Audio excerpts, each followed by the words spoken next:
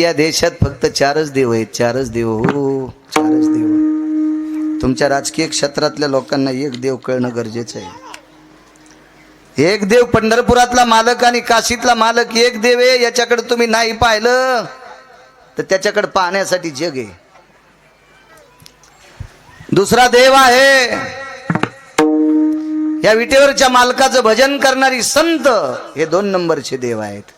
तिसरा देव आहे अशोकराव, ज्याच्यामुळे आपण उद्याची सकाळ पाहतो, तो भारताचा जवान फौजी, हा 3 क्रमांकाचा देव आहे. आणि भैयासाहेब या 3ही देवाची जोपासना करणारा पंढरपुरातला मालक आणि काशीतला मालक, याला नैवेद्य कशाचा असतोय? पोळी भाजीचा, भाकरी भाजीचा, चटणी भाकरीचा. मिलिटरीचा जवान काय खातो? भाजी भाकरी.